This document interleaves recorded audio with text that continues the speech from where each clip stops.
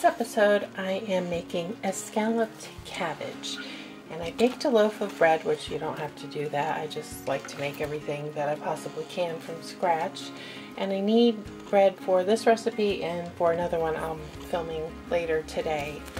So I'm going to get this cut because I need it for breadcrumbs, soft breadcrumbs.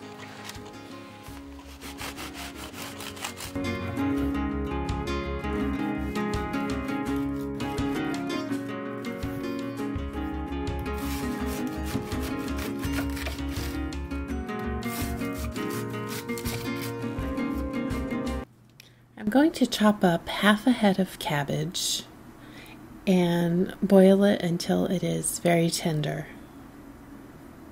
What I like about simple recipes like this, aside from absolutely love cabbage, is when you get a little bit perplexed, maybe your brain is tired at the end of the day and you don't know what to do with that chicken for the 1000th time, to what to serve with your meatloaf, what to serve with your pork chops, or that steak or tenderloin you just pulled off of your grill. How about keep that simple and just dress up one or two of your side dishes with something like this. It's a good weeknight, comforting, tasty, familiar dish that's made with things that you probably already have on hand. Some milk, a little bit of flour, some butter, leftover bread. While my cabbage simmers away, I'm going to make the white sauce, which I've made in several other videos. This is common in this cookbook. And it's just butter and flour cooked a little bit to get rid of that flour taste. And after about a minute, I slowly add milk. And I work it in, otherwise the sauce will get lumpy if I dump it all in at once. And this is a medium white sauce, medium consistency. There's thin, there's thick for something like croquettes, and then this is somewhere in the middle. There will be a little bit of moisture that comes off the cabbage while it's baking to let those fresh breadcrumbs crisp up, and that's why a thinner sauce is not used.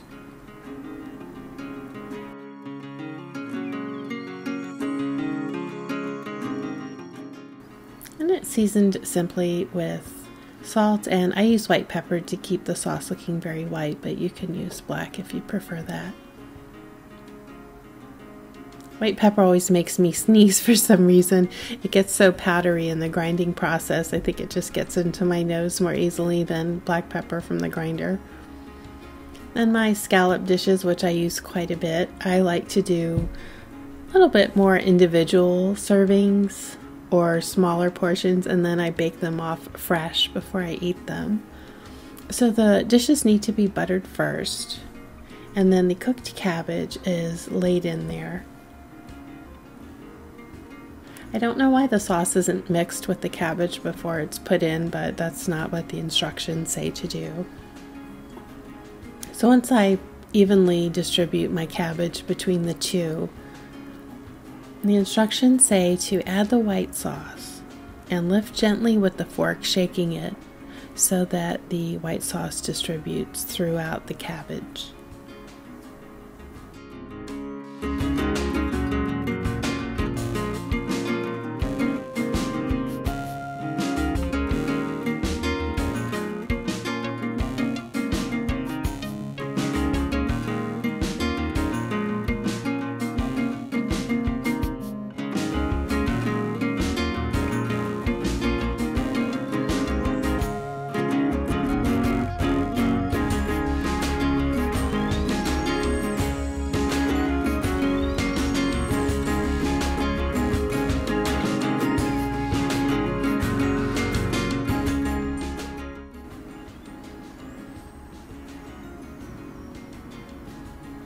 In the same pan that I made the white sauce, I've melted some butter, and I'm just going to toss in the fresh breadcrumbs to coat them. And that way they'll be seasoned. I'll add a little bit of salt to this and then sprinkle them over the cabbage dishes.